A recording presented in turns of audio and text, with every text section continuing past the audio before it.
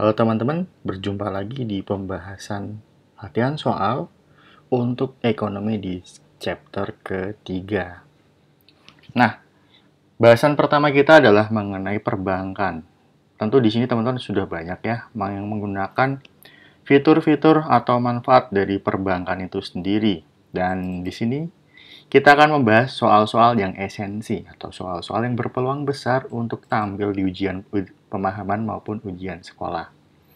Nah, pertama ada petunjuk mengenai apa nih?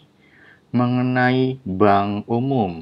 Nah, membahas ke bank umum, kita lanjut dulu ke slide yang berwarna biru ini teman-teman.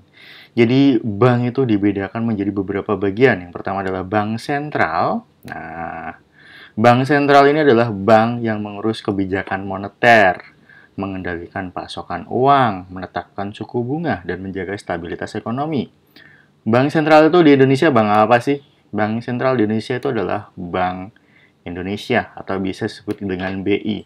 Kalau biasanya teman-teman lihat uang, pasti di pojok itu ada tulisan BI, Bank Indonesia, seperti itu. Kemudian selain bank sentral ada bank umum. Bank umum ini dibagi lagi menjadi 3 teman-teman jenisnya, secara general ya. Yang pertama bank konven. Nah, bank konven adalah yang melayani tabungan, pinjaman, invest. Biasanya bank apa sih? Nah, bisa disebutkan baik bank negeri, BNI kayak gitu, dan lain sebagainya. Ataupun bank swasta. Satu contoh ya, misal kita sebut bank BCA. Di sini adalah salah satu contoh bank negeri atau bank BUMN dan bank swasta. Kemudian bank syariah nih, teman-teman kalau tahu dulu zamannya BNI Syariah, kemudian BRI Syariah yang sekarang sudah jadi Bank Syariah Indonesia atau kita sebut dengan BSI. Nah, itu adalah salah satu contoh bank BUMN yang menganut prinsip syariah, walaupun banyak ya bank-bank swasta lainnya yang menganut prinsip syariah juga. Kemudian BPR. Nah, ini mungkin tidak terlalu familiar dengan teman-teman, tapi kalau teman-teman jalan ke daerah, misal ke Jawa Tengah, daerah Temanggung seperti itu ya, akan ditemukan banyak sekali BPR. Nah, BPR ini segmentasinya lebih kecil, teman-teman. Jadi, dia akan masuk di tempat tidak terlayani oleh bank umum, begitu. Jadi di sini teman-teman bisa endapkan dulu, BI adalah bank sentral, bank konven itu kalau contohnya BUMN, BNI, BRI, dan sebagainya, swasta BCA. Kalau syariah BSI, untuk BUMN dan swastanya bisa mungkin Danamon Syariah dan lain sebagainya. Kemudian BPR adalah bank yang lebih kecil segmennya dengan fokus daerah yang tidak terlayani oleh bank umum. Sampai di sini teman-teman endapkan dulu dan kita lanjut ke soal nomor 2. Di mana fungsi bank umum tidak termasuk apa? Nah, yang tidak termasuk ya teman-teman, bank umum menghimpun dana masyarakat, jelas, tepat sekali. Nah, menyalurkan kredit, iya, tepat sekali. Ada KUR, ada pinjaman kredit motor, mobil, rumah, KPR. Nah, kemudian menyediakan alat dan jasa lalu lintas pembayaran. Benar, mobile banking contohnya. Nah, kemudian meningkatkan arus untuk investasi, jelas, karena bank biasanya juga jualan obligasi juga. Kemudian terakhir mencetak dan mengedarkan uang kartal. Uang kartal itu uang kertas ya. Nah, tadi kalau kita lihat dari fungsi bank tadi, jenis-jenisnya, jelas ini adalah fungsi dari bank sentral. So, pasti ini tidak. Jadi jawabannya adalah teman-teman. Begitu. Sampai sini, teman-teman, endapkan dahulu sebelum kita lanjut ke soal selanjutnya. Oke, kita langsung lanjut ke kebijakan moneter. Apa sih kebijakan moneter? Nah, dari soal satu ini kita bisa lihat ya, kebijakan moneter adalah kebijakan yang dilakukan untuk mengatur jumlah uang yang beredar dan tingkat suku bunga. Nah, ingat ya, tingkat suku bunga. Nah, kalau kita berbicara mengenai itu, apa sih yang menjadi tujuannya? Oke, yang pasti tadi berhubungan dengan bank sentral ya, teman-teman. Nah, Apakah untuk menciptakan stabilitas ekonomi? Kita titik dulu nih, karena ini potensial. Nah, stabilitas harga. Kalau jumlah uang yang beredar suku bunga itu tidak memiliki dampak yang signifikan terhadap ini. Jadi ini kita coret dulu teman-teman. Kemudian mencegah pengangguran. Nah, mungkin bisa ya uang yang beredar itu mempengaruhi tenaga kerja jika dialokasikan untuk buka lapangan kerja baru. Tapi di sini kan berarti tidak signifikan atau tidak berdampak secara langsung. Berarti kita coret saja teman-teman. Kemudian yang D, meningkatkan kesempatan kerja. Berhubungan dengan C ya, jadi tanpa pikir panjang, kita langsung coret juga. Kemudian, meningkatkan pertumbuhan ekonomi. Nah, tapi teman-teman, ketika pertumbuhan ekonomi itu adalah faktor yang kompleks, kita berbicara tidak hanya moneter, tapi juga kebijakan fiskal. Jadi di sini, ini adalah kombinasi dari dua kebijakan, fiskal dan moneter. Jadi tidak. Yang paling masuk akal adalah A, yakni menciptakan stabilitas ekonomi. Begitu teman-teman. Oke, sampai di sini teman-teman boleh endapkan dulu sembari teman-teman bisa melihat pembahasan soal 1. Kita lanjut ya. Di soal keempat, kebijakan moneter secara tidak langsung bertujuan untuk mengurangi jumlah uang yang beredar. Apa sih? Nah, teman-teman, ketika moneter itu tujuannya untuk mengurangi jumlah uang yang beredar di masyarakat. Bisa ngapain aja sih? Nah, apakah dengan menjual obligasi?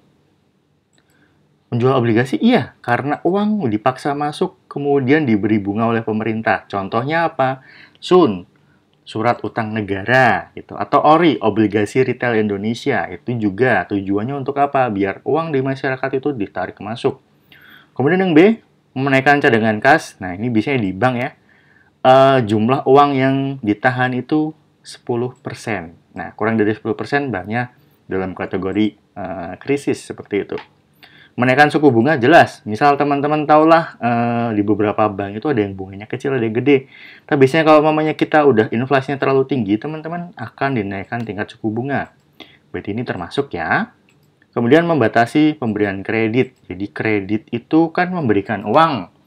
Berarti logikanya jumlah uang yang beredar ketika kredit ditambah ikut naik. Jadi ini membatasi masuk juga. Jadi semuanya adalah benar teman-teman.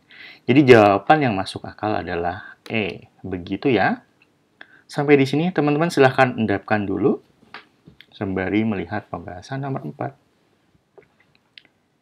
Oke, kita lanjutkan ke bagian selanjutnya, APBN dan APBD. Teman-teman, saya akan mengangkat soal nomor 7. Nah, teman-teman di kelas 11 pasti sudah melihat ya, dulu kita bahas bagian mengenai APBN dan APBD. Dan di sini kita akan cuplik kembali ya. Yang menjadi sumber pendapatan daerah terdiri dari semua ini, kecuali yang mana? Nah, yang mana? Yang tidak. Nah, dana perimbangan atau mungkin dana pemberian dari pusat itu termasuk teman-teman. Jadi ibaratnya kayak dana hibah atau otsus itu masuk ya. PAD jelas. Nah, PAD-nya Depok dari mana nih? Pajak restoran contohnya. Pinjaman negara. Ini pinjaman negara apa ya? Kita titik dulu aja deh kalau pusing. Kemudian hibah. Nah, hibah itu mungkin pemberian ya dari perorangan kayak gitu. Kita centang dulu. Kemudian PNBP. Penerimaan negara bukan pajak. Contohnya apa? Nah, mungkin dari tambang, retribusi parkir, dan lain sebagainya. Ingat ya, Depok juga punya retribusi parkir sendiri, jadi masuk.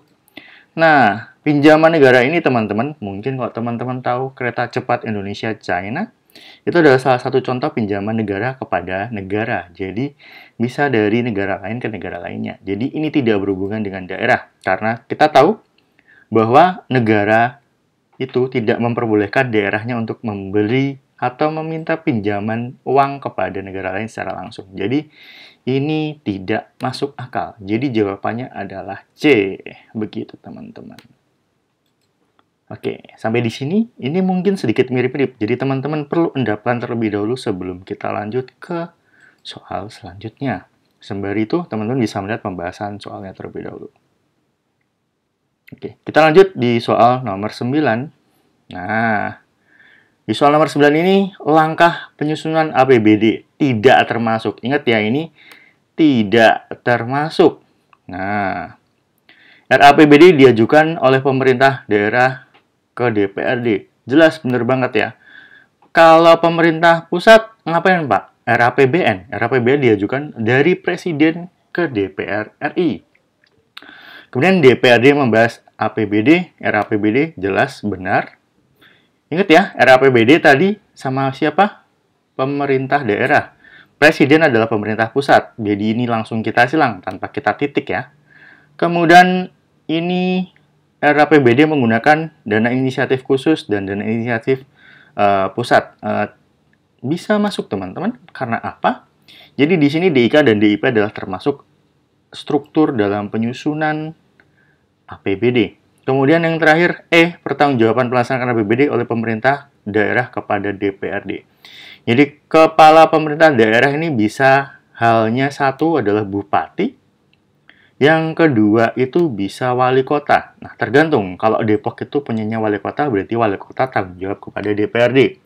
Kalau misal Kabupaten Bogor, Bogor kan ada kedua tuh, kota sama kabupaten. Nah, kalau kabupatennya bupati, tanggung jawabnya ke DPRD. Jadi jawabannya adalah C. Jelas sekali Presiden tidak ada hubungannya dengan RAPBD. Begitu teman-teman. Sampai di sini silahkan diendapkan dulu teman-teman, sembari teman-teman bisa melihat pembahasan soal berikut ini. Nah, menindaklanjuti teman-teman, ini adalah struktur ya dari alur APBD. Jadi dari pemerintah daerah ke DPRD menyusun RAPBD, disidangkan. Jika diterima, maka akan jadi perda atau peraturan daerah. Dan ini nanti akan keluar di soal-soal yang lain ya, ingat itu. Nah, kemudian jika ditolak, maka pakai APBD tahun lalu dengan nanti APBD perubahan. Begitu teman-teman. Baik ya, kita lanjut. Kemudian selanjutnya adalah ketenagakerjaan dan pengangguran. Tenaga kerja dan pengangguran adalah hal yang erat kaitannya dengan kehidupan sehari-hari ya. Teman-teman pasti sering melihatlah banyak orang yang sedang mencari kerja, atau mungkin ketika COVID kemarin, masa pandemi, banyak orang yang menganggur. Nah, kita langsung lanjut ke soal. Di soal pertama ini teman-teman, penduduk yang berada dalam usia kerja, baik yang bekerja, sedang mencari kerja, maupun tidak bekerja, disebut apa? Nah, biar makin mantap, kita bahas dulu istilahnya. Jadi pengangguran itu merujuk di kondisi individu tidak memenuhi syarat, baik secara usia, ingat ya, ini pengangguran, usianya tidak cukup, tidak punya kemampuan, tidak punya keinginan, dan tidak bisa menemukan. Jadi, orang nganggur itu dilihat, kalau syaratnya enggak, berarti dia pengangguran, tapi nanti dibedakan lagi dari sisi-sisi lainnya, teman-teman. Tidak punya kemampuan, tidak bisa bekerja, pengangguran. Tidak punya keinginan, jelas lebih, kemudian tidak dapat menemukan. Nah, itu untuk istilah pengangguran yang pertama. Kemudian angkatan kerja, yakni jumlah individu yang aktif secara ekonomi, orang-orang yang bekerja dan aktif mencari pekerjaan. Gitu. Kemudian lanjut, tenaga kerja aktif, orang yang sedang bekerja. Ingat ya, sedang bekerja. Di sini patokannya, kalau ini tambahan aja, mencari pekerjaan. Nah, masalahnya kalau nyari terus tapi nggak kerja, nah mungkin ini sedang bekerja tapi sambil nyari gitu. Kemudian pekerja, adalah individu yang sedang bekerja. Contohnya siapa? Saya, teman-teman. Jadi saya sedang bekerja sebagai guru. Jadi saya adalah seorang pekerja. Kemudian bukan angkatan kerja. Nah, ini adalah orang yang tidak sedang bekerja atau tidak mencari pekerjaan. Contohnya siapa? Teman-teman. Karena teman-teman fokus belajar, kemudian ibu rumah tangga. Jadi ibu rumah tangga itu bukan pengangguran ya teman-teman. Ibu rumah tangga adalah bukan angkatan kerja, karena mereka secara sukarela mengurus rumah tangga. Kemudian mereka yang tidak mencari pekerjaan dengan aktif. Contohnya apa? Pensiunan. Jadi dari sini teman-teman endapkan dahulu sebelum kita lanjut ke soal satu tadi. Nah, di sini jika masuk dalam kriteria 1, 2, 3, dan 4. Kira-kira menurut teman-teman apa sih jawabannya? Oke. Angkatan kerja, apakah termasuk? Kita titik dulu kalau teman-teman ragu. Ingat ya, tips yang saya berikan, teman-teman screening atau scanning dari atas ke bawah. Atas, kalau yang ragu-ragu, kita titik. Kemudian bukan angkatan kerja.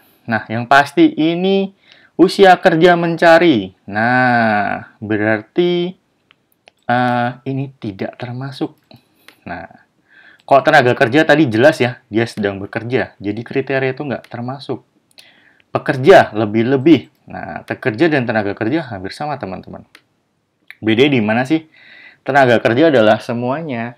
Jadi tenaga kerja, misal tenaga kerja imigran, atau tenaga kerja dari luar ke dalam, atau tenaga kerja asing yang di dalam sini, atau ekspat kita sebut ya. Kemudian pekerja itu yang tadi saya sebutkan. Saya sebagai guru, jadi saya pekerja. Kemudian penganggur adalah orang yang tidak bekerja. Ini tidak mencakup. Oke. Dari bawah kita scanning ke atas lagi. Di sini yang paling masuk akal untuk mencakup 4 kriteria tersebut adalah A. Angkatan kerja. Oke. Teman-teman sampai di sini diendapkan dulu bahwa ketika kriterianya banyak, paling aman teman-teman memilih angkatan kerja sebagai jawabannya. Oke. Sembari teman-teman endapkan, sebelum kita lanjut ke soal berikutnya. Oke, kita lanjut di soal 13.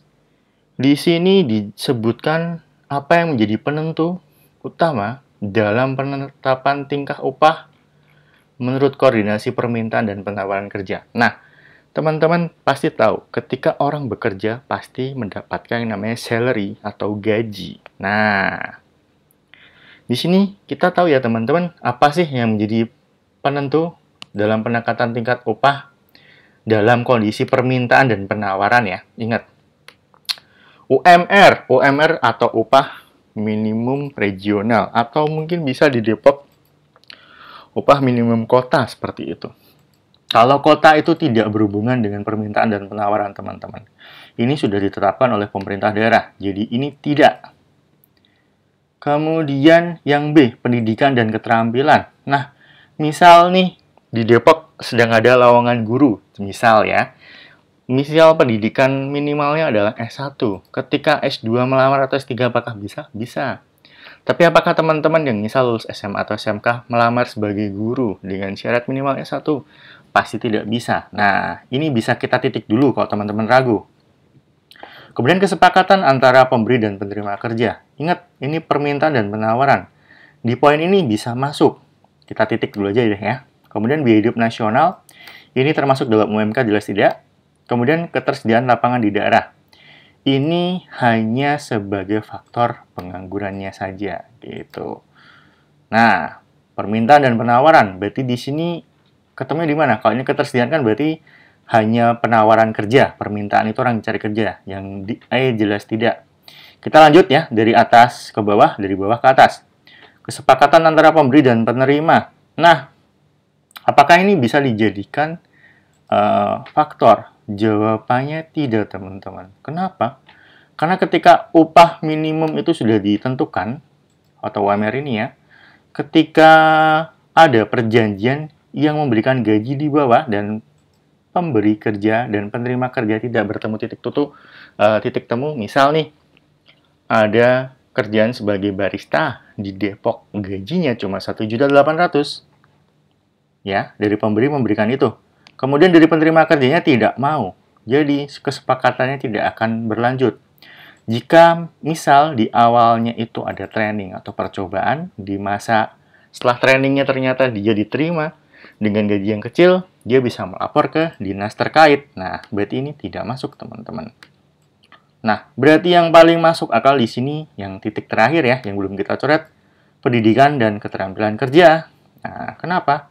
Jadi ketika pendidikannya sudah sesuai, kemudian dari sisi pencari kerja, kemudian pemberi kerjanya juga sudah sesuai, maka pendidikan dan keterampilan yang ada itu akan menjadi faktor penentu dalam kondisi permintaan dan penawaran. Begitu, teman-teman. Silahkan teman-teman endapkan dahulu sembari melihat pembahasan berikut ini. Oke, kita lanjut ya teman-teman ke pasar modal. Jadi, di chapter selanjutnya, sebelumnya, kita sempat membahas mengenai pasar, jenis pasar. Nah, ini adalah salah satu jenis pasar yang mungkin teman-teman sering dengar ketika beberapa tahun kemarin ya, kripto sedang marak pasar modal. Nah, di soal nomor 1 ini, apa yang dimaksud dengan pasar modal? Nah, pasar modal apa sih? Jadi, pasar tempat jual beli saham, obligasi, surat berharga, bisa. Jelas ini jawabannya langsung A, teman-teman, karena dia paling atas. Nah, pasar untuk jual beli pendanaan jangka pendek. Jangka pendek apa? Deposito? Enggak, jangka pendek itu deposito. Dia jualannya di bank, teman-teman.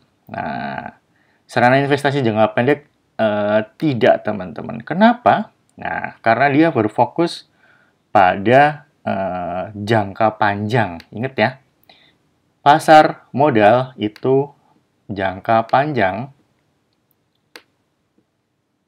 JK ya.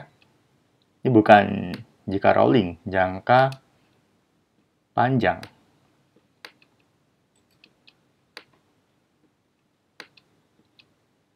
Oke. Kemudian yang selanjutnya D, untuk perdagangan komoditas. Ingat, komoditas itu macam-macam, misal kayak kopi, cengkeh. Jadi komoditas itu di pasar umum. Nah, kemudian bursa efek untuk valuta asing. Itu pasar falas. Pasar falas bisa dengan modal ya.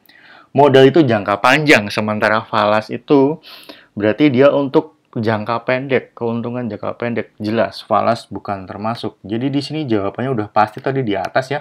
Tapi karena kita lagi menjalankan teori ya, teman-teman bisa scanning dari atas ke bawah, bawah ke atas. Jadi jawabannya adalah A. Silahkan teman-teman endapkan sembari melihat pembahasan soal berikut ini. Kemudian lanjut di soal 10 pada bagian pasar modal. Nah, ini pasti teman-teman sering dengar ketika kemarin Gojek dan Tokopedia jadi satu ya. Nah, pasti sering mendengar istilah go public. Ada yang pernah mendengar di sini? Nah, apa itu go public? Nah, kita lihat bareng-bareng. Proses perubahan harga untuk umum. Nah, go public. Dari katanya kita pecahkan dulu atau kita breakdown dulu. Go artinya pergi, public berarti dibuka untuk umum. Jadi kalau perubahan harga, enggak ya. Tiba-tiba ngerubah harga, enggak. Ini nawarin, teman-teman. Jadi ini kata lainnya adalah menawarkan gitu. Kemudian pembelian efek oleh masyarakat umum. Nah, apakah langsung dibeli? Enggak. Ditawarkan dulu. Di list siapa yang mau beli, baru dijual. Jadi tidak serta-merta langsung bisa dibeli gitu. Enggak. Jadi ibaratnya kayak kita pre-order seperti itu. Kemudian penawaran umum perdana. Oke, penawaran umum pertama di saham bursa. Oke, ini pertama kali. Kita titik dulu aja kalau ragu. Kemudian penjualan efek di pasar sekunder. Nah, enggak dong. Masa langsung di pasar sekunder? Pasar primernya aja belum. Kemudian E, proses pendaftaran saham untuk perdagangan. Nah, ini namanya listing, teman-teman. Nah, jadi ada dua. Listing itu ketika mencatatkan atau mendaftarkan. Delisting ketika dicabut. Nah, biasanya beberapa saham yang delisting atau dicabut itu adalah saham yang tidak baik atau saham yang sudah tidak laku. Biasanya saham gocap. Kalau teman-teman nanti main saham pasti tahu apa itu saham gocap. Jadi di sini yang paling aman adalah di poin C.